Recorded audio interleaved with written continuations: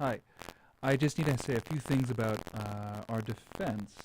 The first is directed at our wings and our wing backs. So here we see we've got everybody here.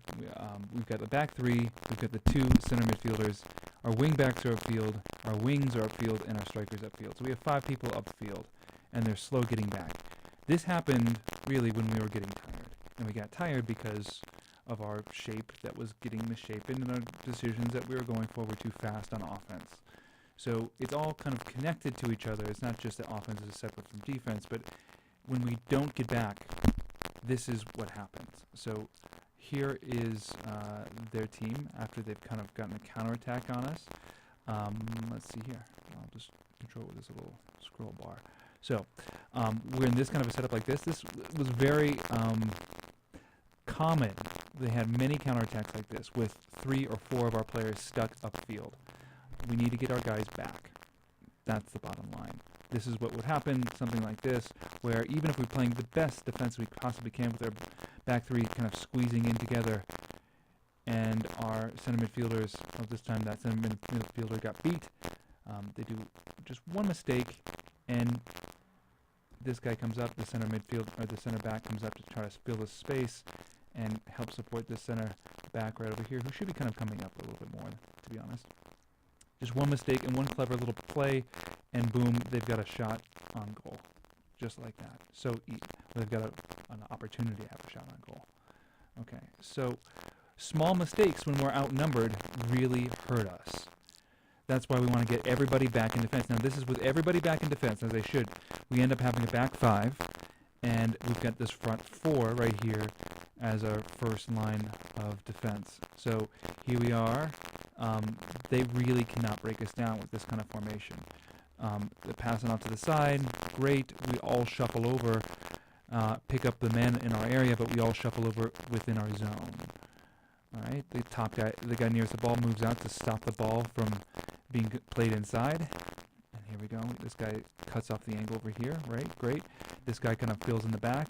Here our wing back is stepping up. Our back line should be a little bit higher than this, actually, to be more compact. Here the next midfielder steps up.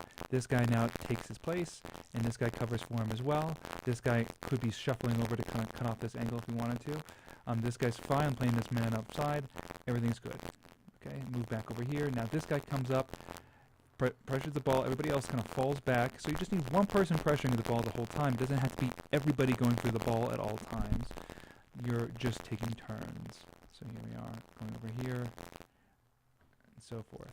Notice that our midfielders in this arrangement, even though that I have the forwards animated as going around, the midfielders aren't marking that man. It's really this man is kind of in between. That's where he probably would want to be so he can confuse us. But our center backs, it's their duty to come and pick them up. Our midfielders just need to make sure that you are screening the midfield area, keeping tight in the midfield area. The only time you need to be worried about marking man is if we're in a really fast counterattack kind of situation. Otherwise, you're not really close marking these guys. All right, you're letting the ball go, and we're following where the ball is in the field. Right. So that's that. Let's go over here.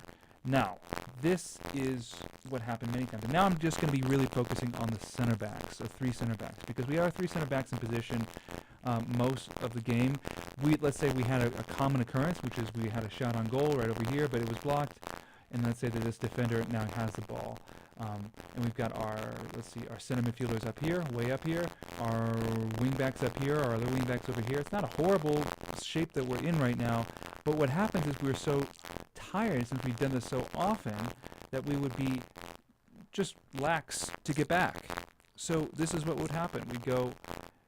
We would just sort of hang up there. I really don't know what we were doing. They would just make one quick pass out, and all of a sudden they had a counter.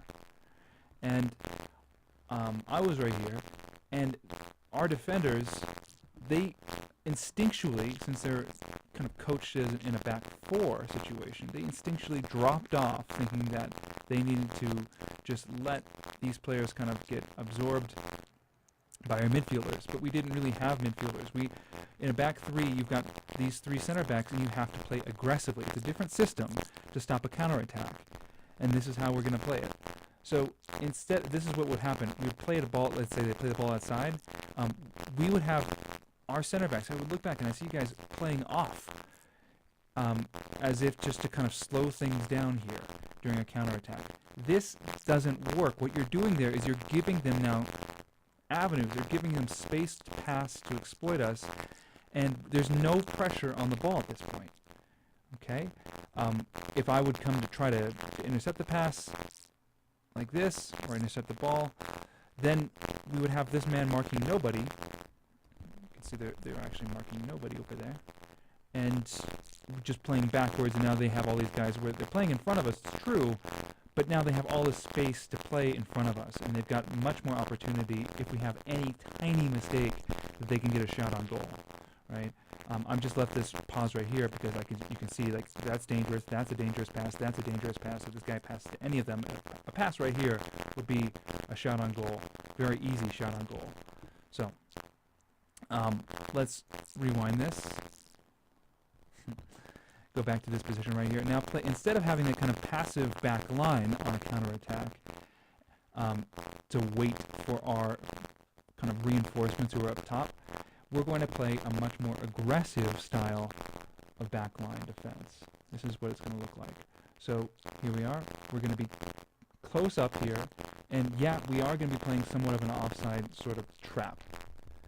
But it's not really strictly an offside trap. It's more about putting pressure on the ball and screening the ball and not giving the guy in the ball many options. Because if we give them time and space, they can exploit us. So here we are. We're gonna put this guy's gonna go over here. That was a great pass. Great. Right. So if he has a great pass outside like that, so here's the frame before that. Right here, it's pretty obvious. He should go over here. This guy's wide open. Play him into space. He does. Plays him into space. Our fullback has, or our center back, our three center backs are very fast. Okay. You're fast, so you can recover like this. That's why you're in the back three here. Back three, you have to be very fast, unlike the back four, where you can just kind of be a slow, lumbering center back and not really have to worry about too much besides clearing the ball. Here you have to get back on defense. So they played a great pass, great. So now you're the nearest the ball. You need to get in front of the ball and stop the ball. Not try to tackle the ball, just stop it, slow it down. Okay, give him little options on the ball. Right. Next, let's say passes it inside. Okay, fine. He passes it inside. These guys are not dropping off. Instead, what's going to happen is, I did the whoa. Come on. Next frame. This center back now steps up towards the ball. He should be closer than this. It was kind of hard to see with the scale and the little dots that I just drew before this. But this guy steps up. These guys are now covering for the center back. Yes, you're aware that there are men that are running around you. But if it's a guy who just runs off your back, and this guy is screened right now, there's no reason to keep tracking him, to keep marking him, because he's offside if you just stop and you cover your center back right here. So recognize the situation. It's very difficult in the counterattack. There's a lot of things that are going on at once, but most generally you want to have this sort of diamond or this V shape, right? Next, let's say that the ball goes over here. Great. Now this guy steps up. The other two are covering for this man right here. This guy should be even closer than this. Try to get goal side of him, or just in front of the player right here. If he starts running off of him, that's fine. Just stop. Let him run offside. This guy's not going to be able to make the pass if he's under some sort of pressure here, and this guy's screening the pass as well. Okay? Let's say he beats a man. Oh my God, he beats a man. We still have another player to cover for him now, since we're all kind of covering for each other in the first place. Before, if we're dropping back, we would be concerned with the men running onto us. Here, we're more concerned with the ball, where the ball is, and covering the man who's stopping the ball. Okay, it's a much more kind of, it's a more aggressive system to play in the back like this, but it's the best way to stop a quick counterattack, especially with the guys that we're playing against who are not the most skilled in the world. We just need to put a small amount of pressure. Now, if we drop off and give them all the pressure in the world, all the time in the world, they're going to be able to take a pass. These guys are more skilled than last year. But if they're under pressure, it's more difficult for them to make a pass. So why not put the pressure on them in order to stop this play going forward, instead of just dropping off and letting them play around us? Okay, that's all I have for us, and I hope that made sense. Bye.